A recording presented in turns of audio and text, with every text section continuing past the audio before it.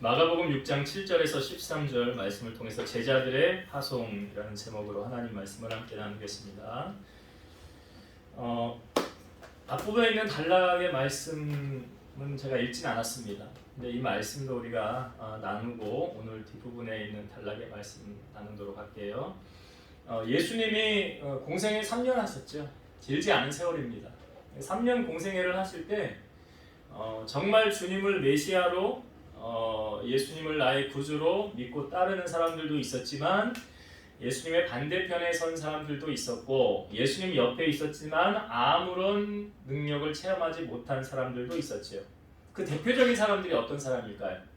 바로 예수님을 메시아로 인정하지 않고 그냥 사람, 요셉, 목수의 아들로 인정한 사람들.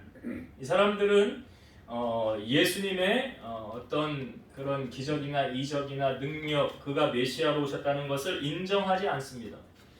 왜냐하면 그 말씀이 예수님이 이제 고향에 가셨는데 이제 안식일에 회당에서 가르치셨는데 사람들이 놀랐어요. 어디서 이런 걸 얻었느냐? 그러면서 하는 말이 뭐냐면 이 사람이 어디서 이런 걸 얻었느냐? 이 사람이 받은 지혜와 그 손으로 이루어지는 이 권능이 어찌 됨이냐? 라고 말하면서 그 다음에 하는 말이 뭐냐면 자 3절을 한번 봅시다.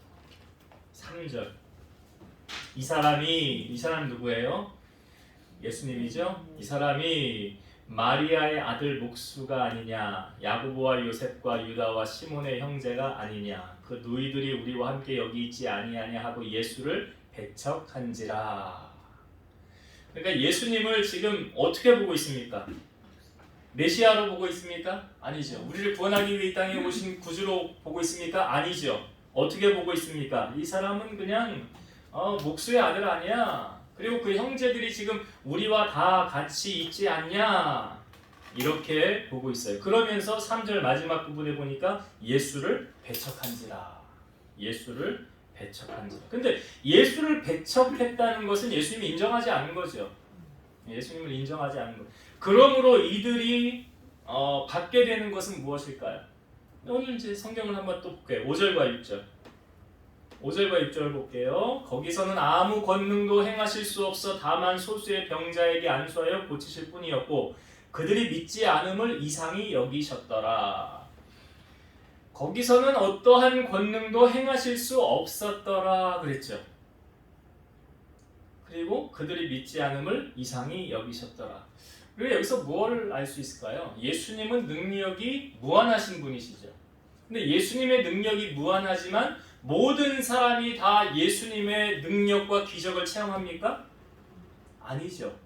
오늘 여기 고향에 가서는 예수님께서 어떠한 권능도 행하실 수 없었더라. 그 이유가 뭐예요? 왜 권능을 행하실 수 없었습니까? 믿지 않음으로. 예수님을 배척했으므로. 신뢰하지 않음으로. 그러니까 주님이 어떤 능력도 행하실 수 없었더라는 거예요. 이 부분이 사실은 이 성경에 우리에게 너무 많이 보여주고 있거든요. 대표적인 예로 제가 한 두 가지만 들려그래요. 한 사람은 결혼을 했는데 아이를 못 낳았어요. 그리고 작은 아내가 있어요. 저기 엘가나라는 사람에게 한나가 있었고 분이나가 있었죠. 분이나는 자식이 있었어요.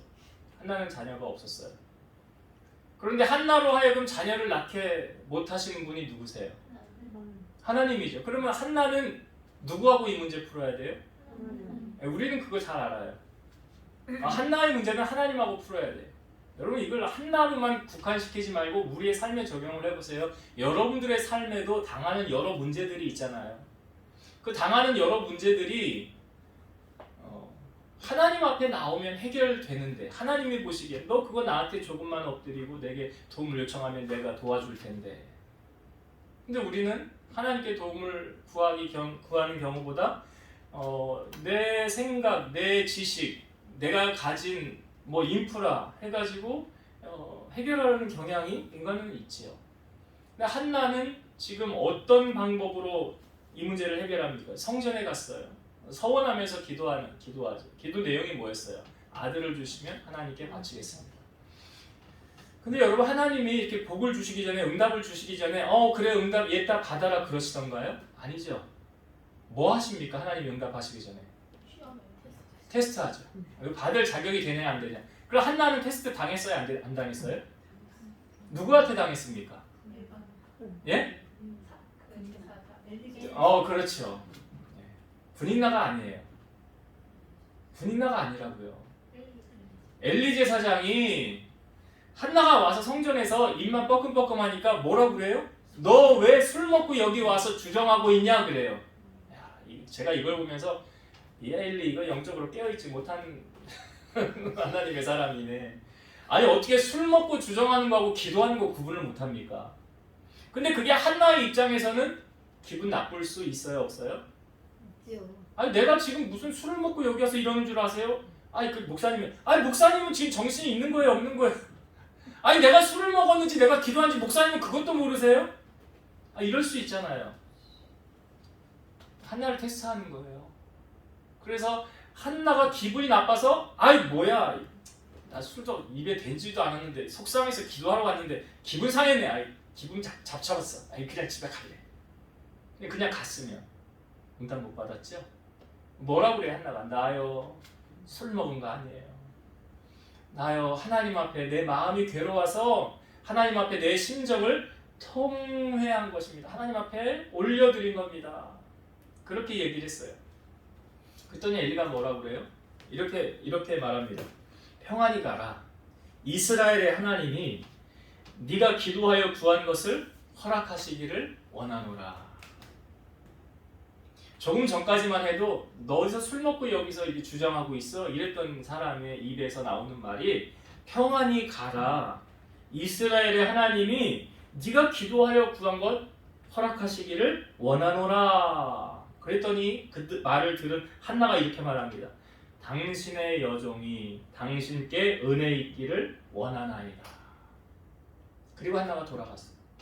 그리고 나서 얼굴에 다시는 수색이 없었더라. 근심이 없었더라. 그건 뭘 말하고 있습니까? 한나는 응답받았다라는 거예요. 나 하나님께로부터 응답받았어. 응답받았어. 누구를 통해서 간접적으로 응답받은 거예요? 엘리를 통해서. 제사장을 통해서. 대표적인 예로 한 사람 더 들어볼게요. 수넴 여인 들어보셨죠? 수넴 여인이 엘리사 선지자가 지나갈 때마다 강권해서 자기 집으로 들어와서 음식을 먹고 대접을 합니다. 여러분 사람은요 딱 보면 분위기 파악 다 할 줄 알아요. 지금 분위기가 어떠네? 저 사람이 정말 마음이 우러나와서 나에게 이렇게 하네? 아니면 저 사람 하기 싫은데 억지로 지금 나한테 이렇게 하는구나. 이거 사람이 못 느낍니까? 느끼잖아요.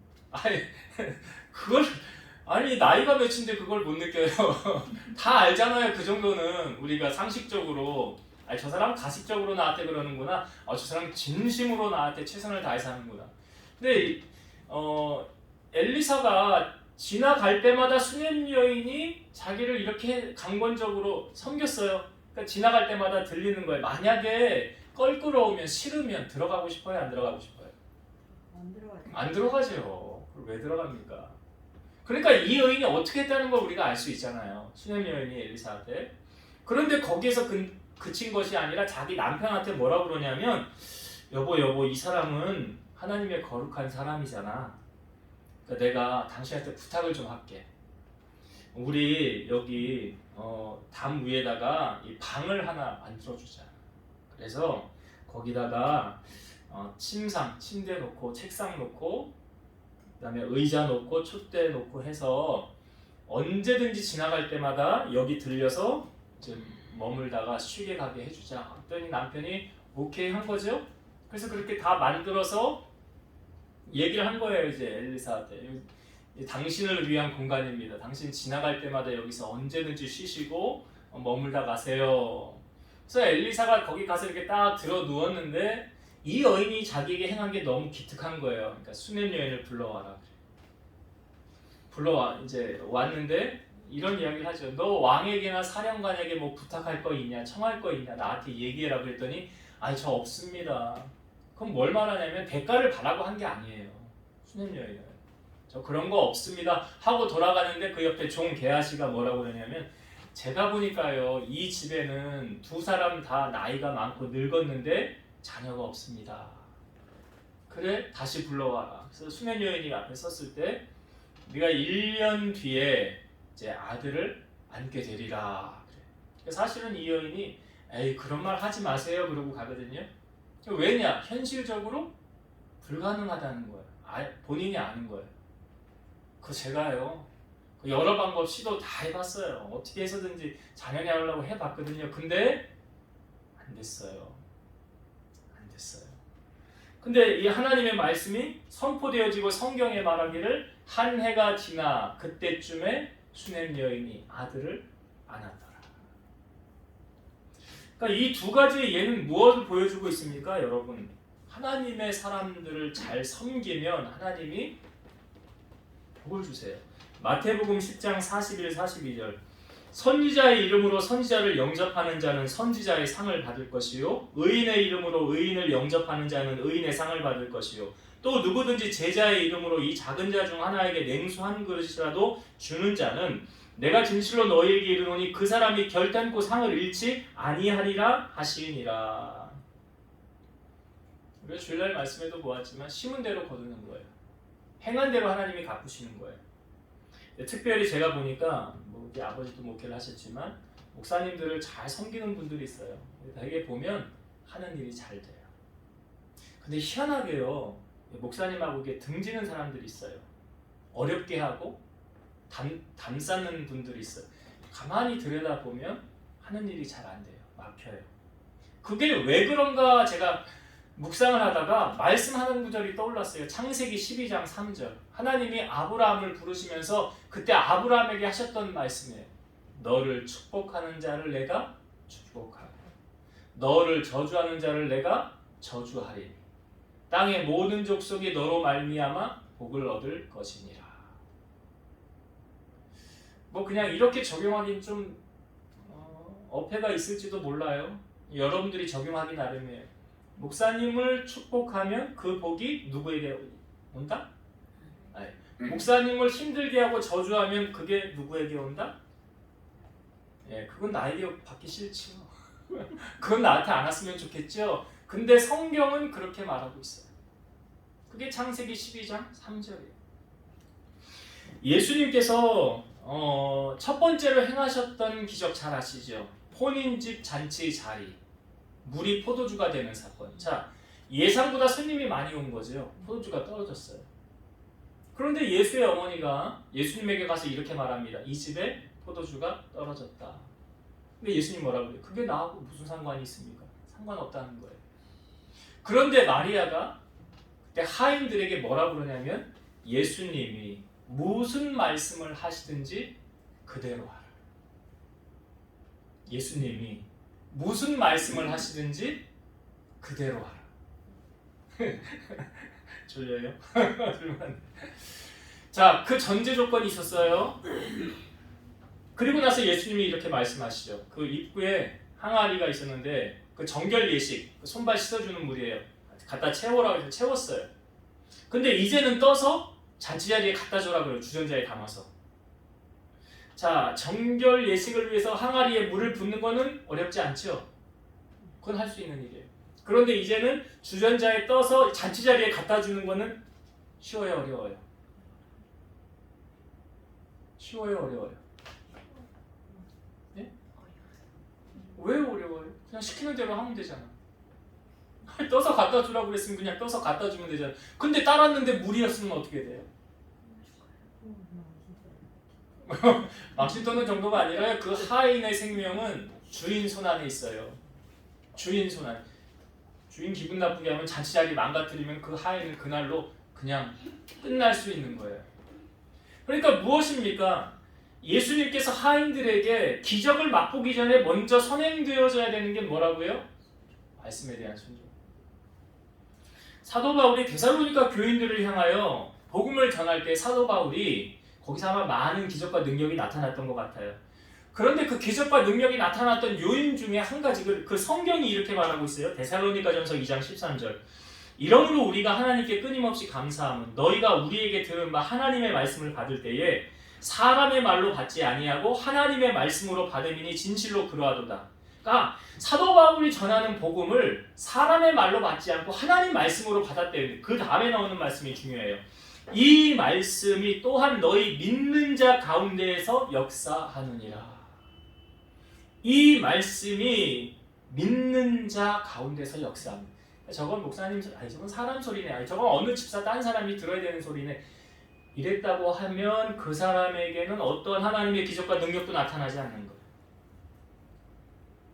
그러니까 사도 바울이 이 부분을 데살로니가 교인들을 통하여 참 감사하다라고 말하고 있어요. 오늘 우리가 하나님의 기적을 체험하고자 한다면 하나님의 종들의 말, 그러니까 아까 한나가 어떻게 했어요? 엘리 제사장. 아멘 그리고 가자. 아멘이잖아. 테스트에도 흔들어도. 그걸 사람의 말로 받는 게 아니에요.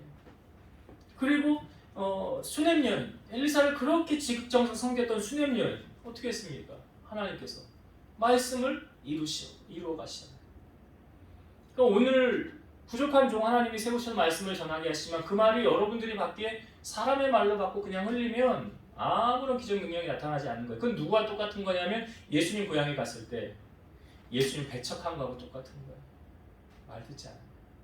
그러나 그게 하나님이 내게 하시는 하나님의 말씀으로 받으면 거기는 그 말씀이 살아 운동력이 있어 많은 기적과 능력이 나타날 수 있더라.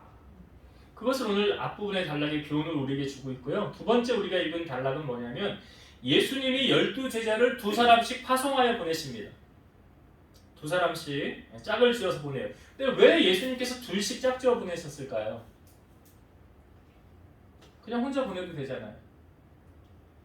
근데 둘씩 짝지어서 보내더라고요. 우리가 이거 옛날에 요한계시록 나눌 때 이 숫자가 주는 의미가 있었어요. 1은 하나님 유일신을 의미한다고 그랬죠. 2는 뭐 의미한다고 했어요? 2. 기억나세요? 2는 무슨 수라? 네? 네, 증인이에요. 메모해 놓으셨어요? 네, 그거 봐. 메모를 이렇게 해야 돼. 그러니까 메모하니까 찾으니까 나오잖아. 2는 뭐냐? 증인이라고요. 증인. 그러니까 혼자서 가다가 억울한 일을 당하고 누명을 당했으면 누군가가 나를 변호해줄 증인이 있으면 해결이 되는 거잖아요. 여러분들이 간혹 사회생활하다가 직장생활하다가 사업을 하다가 꽤 어려운 그러니까 마음이 아픈 상처받는 일은 왜 그러냐? 증인이 있으면 괜찮아. 우리 그래서 이런 얘기를 3자 대면을 했으면 좋겠다. 3자 대면을 좀 했으면 좋겠다. 그게 뭐예요? 증인 세워서 하자는 거 아니에요. 그러니까 예수님께서 지금 제자들을 둘씩 보내시는 이유 아시겠어요? 마태복음 18장 15, 16절 내 형제가 죄를 범하거든 가서 그와 그 사람과만 상대하여 권고하라. 만일 들으면 네가 네 형제를 얻을 것이요 만일 듣지 않거든 한두 사람을 데리고 가서 두세 증인의 입으로 말하여 확증하게 하라. 여기도 증인이 나오잖아요. 혼자가 아니라 두세 증인이 필요한 거예요. 그리고 여러분 기도를 할 때도 예수님께서 혼자 기도하는 것보다 어떻게 둘셋이 같이 기도하라는 말씀이 있죠. 마태복음 18장 19절 20절 진실로 다시 너희에게 이르노니 너희 중에 두 사람이 땅에서 합심하여 무엇이든지 구하면 하늘에 계신 내 아버지께서 그들을 위하여 이루게 하시리라.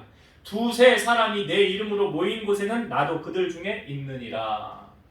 여러분 두 사람이 합심하여서 하나님 앞에 기도하면 하나님께서 그들을 위하여 이루어 주신다. 소가요 두 마리를 한 결의로 묶잖아요. 그렇죠. 소 두 마리가 이렇게 한 결의에 묶여요. 그래서 이 소 두 마리가 마음이 하나가 돼서 똑바른 목표를 가지고 가면 잘 전진을 해 갈 수 있어요. 근데 이쪽 손은 오른쪽으로 가려고 그러고 이쪽 손은 왼쪽으로 가려고 그러면 전진이 돼야 안 돼요. 그와 마찬가지로 우리가 하나님 앞에 기도할 때도 한 마음을 가지고 하나님 앞에 기도하면 하나님 들어주신대요. 근데 마음이 갈리면요? 들어주실까요? 그래서 두 사람이 땅에서 합심하여 무엇이든지 구하면 하늘에 계신 내 아버지께서 들어주신다. 그러니까 마음이 하나 되는 게 먼저잖아요. 기도의 응답도. 마음이 하나. 그렇게 그래서 둘씩 보내시는 거예요. 혼자보다는 둘이. 전도서 말씀에도 보면 혼자 누우면 춥지만 둘이 누우면 체온이 전해져서 따뜻하다고 그러고 삼겹줄은 쉽게 끊어지지 않는다고 그러잖아요. 그렇게 둘씩 제자들을 보내실 때, 자, 예수님께서 제자들을 보내시면서 하셨던 말씀을 자, 다시 볼게요. 8절부터 보겠습니다.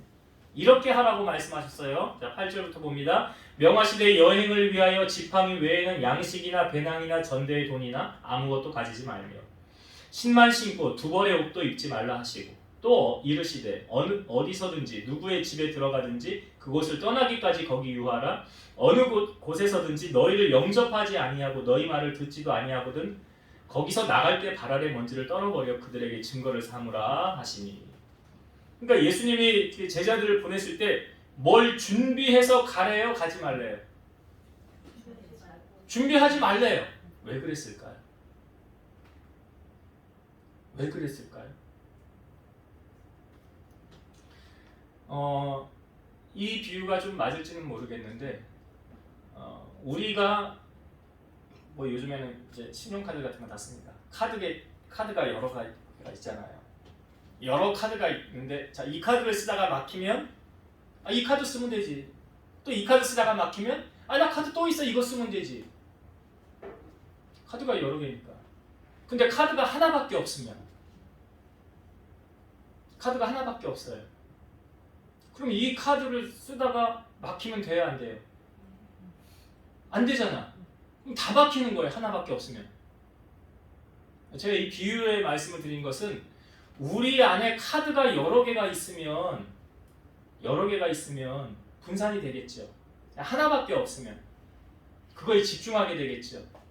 카드라는 비유를 들었지만 나의 도움의 근거가 되는 주변에 많은 사람들이 있으면 이 사람이 안 도와준다고 그러면 저 사람한테 도와달라고 그러면 되고 이 사람이 안 도와준다고 그러면 또 다른 사람 또 있는데 뭐 나 많아 사람.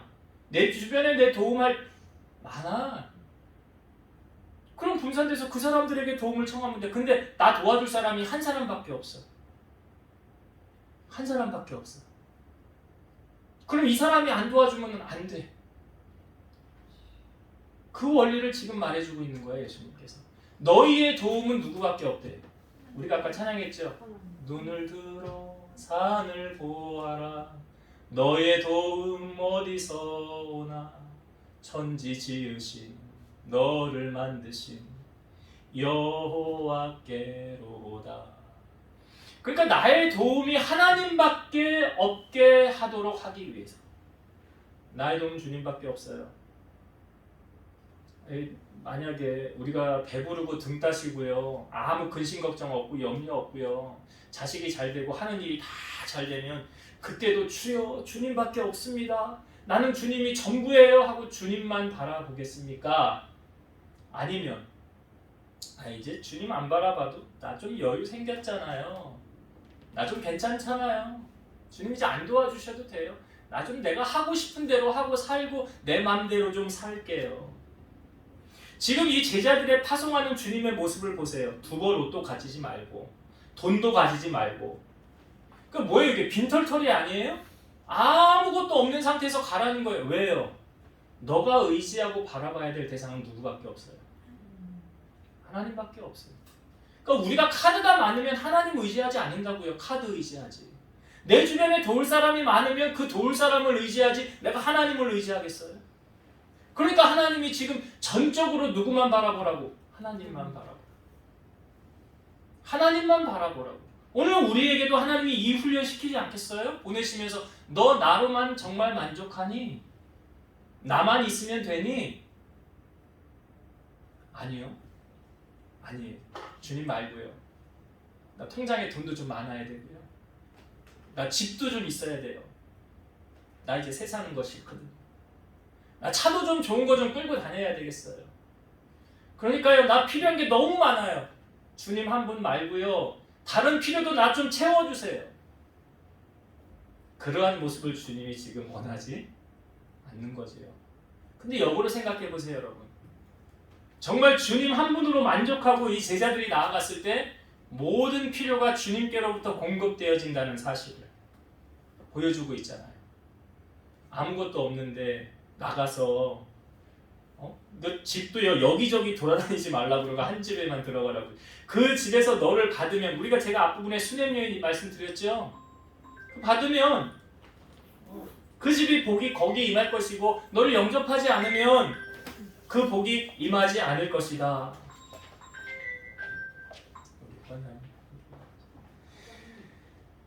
자, 그래서 이 제자들로 하여금 하나님이 원하시는 거 다른 거 아니에요. 우리에게도 원하시는 거 다른 거 아니에요. 주머니에 돈 한 푼도 없어요. 옷을 의복도 하나밖에 없어요. 아무것도 없다 할지라도 주님 한 분이면 됩니다. 주님 한 분이면 됩니다. 이사야 40장 31절 보면 오직 여호와를 앙망하는 자는 새 힘을 얻으리니 독수리가 날개치며 올라감 같을 것이요 다른 박질라 해도 곤비하지 아니하겠고 걸어가도 피곤하지 아니하리로다. 정말 주님 한 분만을 정말 신뢰하고 인정했던 이 제자들이 나아가서 복음을 전하였을 때 어떤 역사가 나타났습니까? 많은 귀신을 나가고 많은 병자가 고쳐졌더라. 이런 주님의 능력 오늘 우리가 체험하길 원해요. 이제 말씀을 정리하고 마치겠습니다. 오늘 예수님께서 고향에 가셨는데 사람들이 예수님을 배척했어요. 그 결과로 말미암아 예수님 거기서 어떤 능력도 행하실 수 없었더라라는 것은 예수님을 신뢰하는 만큼 주님의 기적과 은혜는 따라오더라. 12년 동안 혈루증 고통받던 여인. 주님 신뢰하면서 믿음으로 나아갔더니 주님의 기적이 나타났더라. 오늘 한나와 수냄 여인을 예로 들었어요. 이들이 어떻게 해서 하나님 복을 누리게 되었습니까? 선지자를 잘 섬겼더라. 그리고 테스트를 잘 통과하였더라. 그래서 거기에 하나님의 은혜가 임하였더라. 똑같습니다. 우리에게. 잊지 마시고 또 한 가지 제자들을 파송할 때 2명씩 짝지어졌다는 것은 두 사람의 마음이 하나가 되어야 되는 거예요. 두 사람의 마음이 하나 안 되는데 열 사람의 마음이 하나가 되겠어요. 두 사람의 마음이 하나가 되어야 되고 그리고 그 어떤 세상적인 것도 의지하는 것을 주님이 원하지 않으세요. 여러분 옆에서 잘 도와주는 사람 그 사람이 나를 끝까지 도와준다고 생각하지 마세요. 인간은 언제든지 등을 돌릴 수 있어요. 이게 인간이에요. 그러나 하나님은 영원히 변치 않으시고 나와 함께 하세요. 그 하나님 손 붙잡고 믿음으로 끝까지 승리하는 여러분 되시기를 주의 이름으로 축원드립니다. 기도하시겠습니다. 오늘도 살아서 역사하신 하나님 감사합니다. 우리 주님은 능력이 무한하시지만 그 고향에 가셨을 때 저들이 주님을 인정하지 않고 배척하였습니다. 그러므로 그들에게 어떠한 능력도 행하실 수 없었습니다. 오늘 우리는 예수님을 영접하는 자, 그 예수님의 이름으로 보내심을 받은 그 제자들을 영접하는 것이 주님을 영접하는 거라고 했습니다. 선지자를 대접하면 선지자의 상을 받는다고 하였고 작은 소자에게 냉수 한 그릇이라도 대접하는 자는 결코 그 상이 땅에 떨어지지 않는다고 했습니다. 한나가 그러했고 수냄 여인이 그러했습니다. 그러므로 그들이 하나님께로부터 복을 누렸듯이 사랑하는 성도들이 주의 종 잘 섬기고 또 우리 서로 교인들이 마음이 하나가 되고 다른 세상에 어떤 것 의지하지 않고 오직 하나님 한 분만을 의지함을 통해서 주님의 놀라운 은혜를 체험하고 기적을 맛보는 주인공으로 살아갈 수 있도록 축복하여 주옵소서. 예수님의 이름으로 감사하며 기도드리옵나이다. 아멘.